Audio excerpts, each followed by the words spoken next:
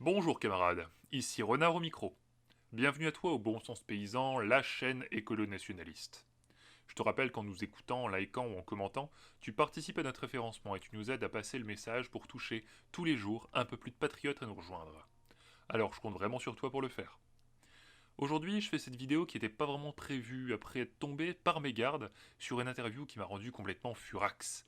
Mais j'en parlerai en deuxième partie. Pour comprendre ce dont je voudrais parler, il faut prendre le sujet dans son ensemble et commencer par présenter le bonhomme derrière l'affaire. À 89 ans, l'américain George Soros fait couler de plus en plus d'encre de par chez nous. Chez les nôtres, il serait l'un des principaux responsables de la situation dans laquelle se trouve notre pays et serait une menace pour l'avenir de l'homme blanc européen. Mais au fond, c'est qui ce Soros? Eh bien, d'origine hongroise, George Soros, de son vrai nom Georgi Schwartz, est un jeune juif de Budapest quand les nazis prennent le pouvoir. Il est encore un enfant et ne participe donc pas au combat. C'est finalement après la victoire des Alliés et l'arrivée de l'armée rouge dans le pays qu'il décide de partir pour Londres pour faire ses études, avant de s'envoler 9 ans plus tard aux États-Unis. Trader et spéculateur, le Golden Boy s'y forge une fortune et un nom. À ce stade, n'imaginez pas un self-made man qui souffre sang et eau pour construire une entreprise. Hein. Non, non, George Soros, c'est pas un visionnaire comme l'ont été Gates ou Jobs. Non, non, lui, son plus gros coup d'éclat, ce qui lui a vraiment permis de faire fortune, c'est le vieux continent et en particulier la Grande-Bretagne qui en ont fait les frais.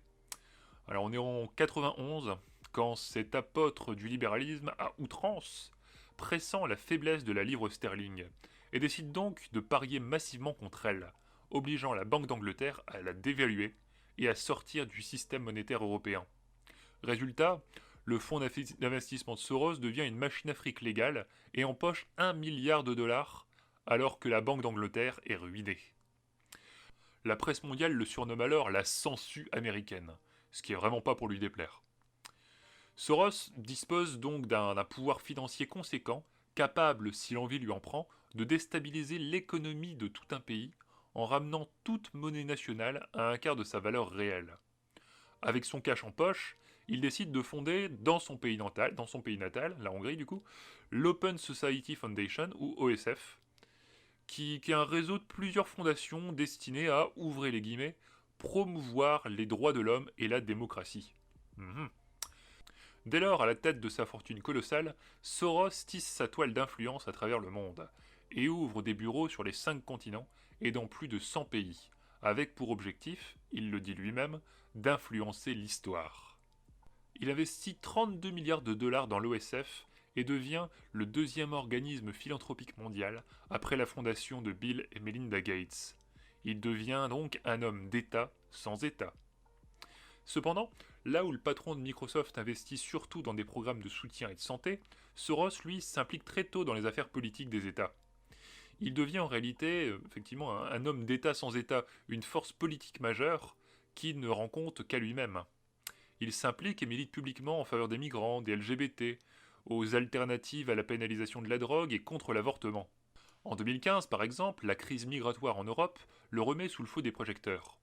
Lui qui est connu pour financer généreusement les associations d'aide aux migrants, en particulier dans les premiers pays d'arrivée de ces derniers, en Espagne, en Italie ou en Grèce, publie une tribune enjoignant l'Union européenne à accepter au moins de 1 million de réfugiés par an, ce qui le met dans le viseur des gouvernements conservateurs, sa Hongrie natale en tête. On peut le dire, si Soros a un ennemi sur la sphère politique, c'est bel et bien Viktor Orban, dont le gouvernement a financé plusieurs campagnes de contre-propagande aux campagnes de l'OFS dans le pays. Résultat, selon un sondage de décembre 2017, 88% des électeurs hongrois rejettent l'idéologie de sociétés ouvertes défendue par Soros. Et bim! Du côté politique, Soros est, vous l'aurez deviné, le plus grand mécène pour le financement des campagnes électorales démocrates aux États-Unis. Vous connaissez peut-être d'ailleurs son surnom, le Puppet Master ou le marionnettiste, derrière Obama et Clinton, à qui il a versé des millions de dollars. Il a même, vous allez vous marrer, tellement voulu se débarrasser de Trump lors des élections de 2016 qu'il est allé jusqu'à financer tous ses opposants républicains, pour ne pas que lui, Trump, soit investi par le parti. Cependant, en fin de vie, Soros s'implique aussi plus discrètement pour d'autres causes, toujours dans l'optique d'imposer son idéologie au monde. Alors il a investi dans les violences orchestrées de Charlottesville en 2017, ayant opposé différentes communautés. Il aura investi également dans la marche pour les femmes entre guillemets, hein, après l'investiture de Trump en 2016, et également plus récemment dans le mouvement Black Lives Matter aux États-Unis et dans le monde globalement. Et surtout, il est le principal financier du Great Reset dont je vous ai déjà parlé lors de ma dernière vidéo que je vous invite à voir ou à revoir.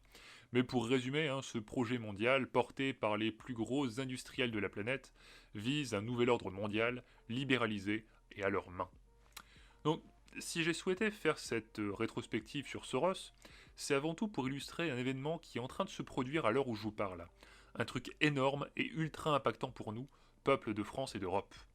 Un événement totalement occulté par la crise du Covid, le confinement et la paupérisation d'une partie de ses habitants. Un événement que la plupart d'entre nous ne comprennent pas, parce que tout est fait pour qu'on se pose pas trop de questions, quoi.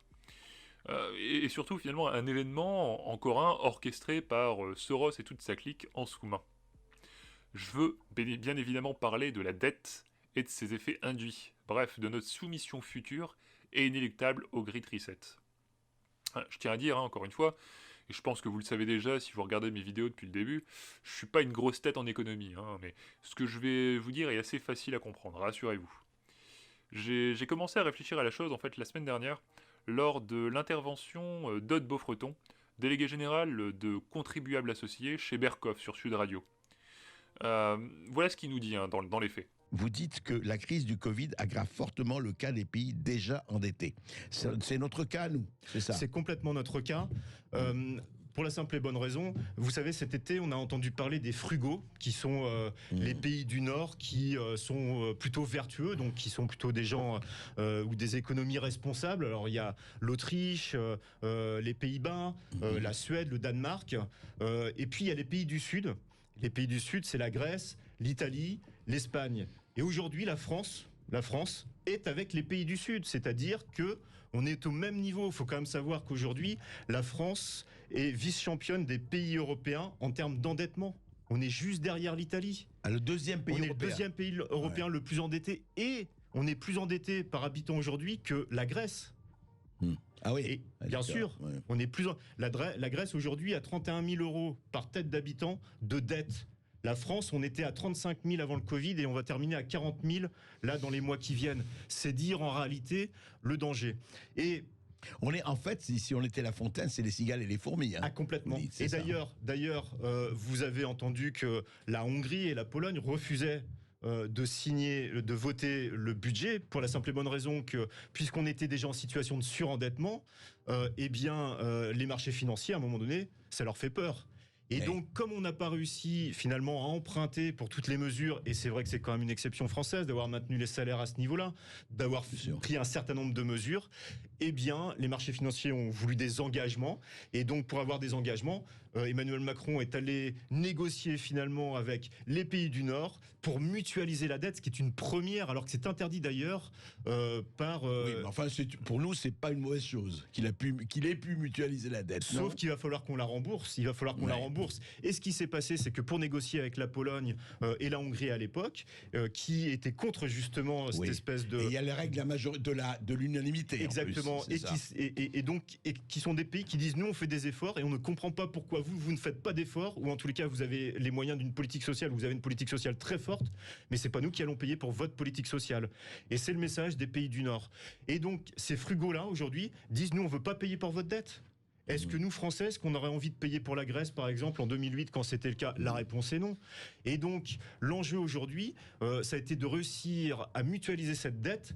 Et il ne faut pas se voiler la face. Derrière la mutualisation de la dette, ce sera probablement le premier impôt européen, parce qu'il va falloir rembourser cette dette. Et je pense que, en fait, c'est le cheval de Troie pour à la fois renforcer l'Union européenne. Ce que cherche à faire l'Union européenne, c'est à se renforcer pour finalement à tous les Européens, regardez, c'est moi qui vous ai sauvé pendant la crise du Covid.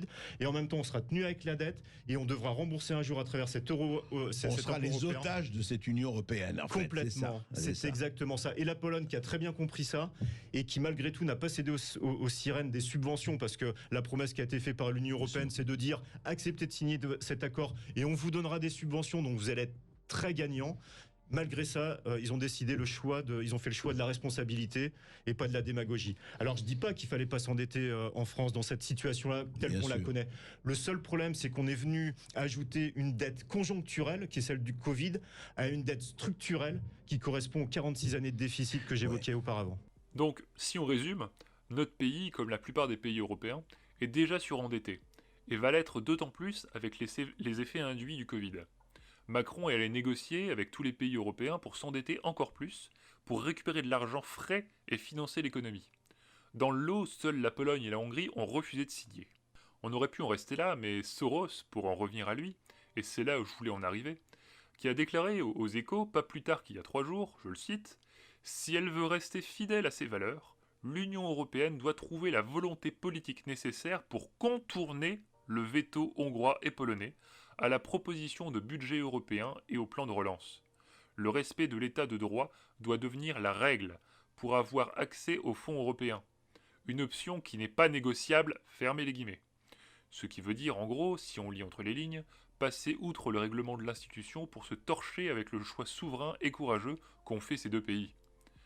En fait, ce qui m'a rendu complètement fou, mais il fallait s'y attendre, c'est qu'on a vu après cette déclaration fleurir des déclarations de nombreuses figures européennes pour reprendre à tue-tête les déclarations de Soros, comme la bande de marionnettes du marionnettiste qu'il est encore aujourd'hui. C'est une idée qui progresse dans les couloirs des institutions européennes. Si la Pologne et la Hongrie persistent à maintenir leur veto sur le plan de relance de l'Union, les deux pays ne devraient pas bénéficier des fonds mobilisés pour cette stratégie. Au Parlement européen, l'idée est défendue par le libéral Guy Verhofstadt. Je dois dire que c'est la première fois dans des négociations budgétaires que je vois un pays s'opposer au fait de recevoir de l'argent. Au bout du compte, ils vont pénaliser leurs propres citoyens.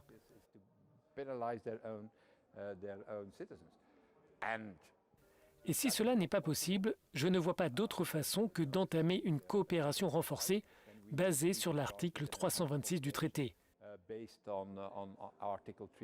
Cela donne la possibilité, par exemple, pour 25 États membres, d'avancer sur ce fonds de relance sans la Pologne et la Hongrie.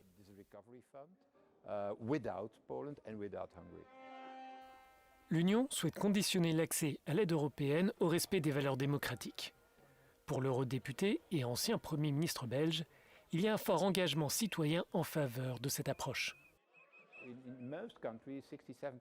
Dans la plupart des pays, 60 à 70% des personnes trouvent cela absolument normal de stopper l'aide européenne à un pays qui ne respecte pas l'état de droit, la démocratie et qui est entre les mains de personnes corrompues.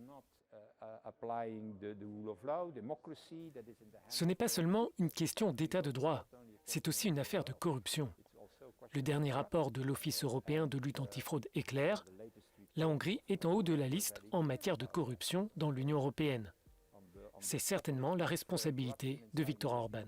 Je sais pas pour vous, mais moi j'ai rarement vu autant d'arrogance et de suffisance chez un représentant politique. Mais comment ose-t-il critiquer des gouvernements élus par une majorité de la population ? Comment ose-t-il parler de corruption alors que lui et son parti sont financés par Soros et l'ESF depuis des années ? Comment ose-t-il faire le scandaliser devant le hold-up politique qui est en train de mettre en œuvre l'UE, quoi ? J'ai du mal à penser qu'un type comme lui, et il se fait d'ailleurs le représentant de tout ce qui se trame à Bruxelles aujourd'hui, soit aussi bête pour ne pas voir la menace qui nous guette tous. Et s'il est pas bête, parce qu'il est pas bête le gars, c'est qu'il est complice. Et là, il faut nous poser collectivement les bonnes questions. Ce que nous sommes malheureusement encore aujourd'hui bien peu à faire aujourd'hui. Est-ce que vous avez entendu parler de ça sur nos chaînes d'infos récemment ?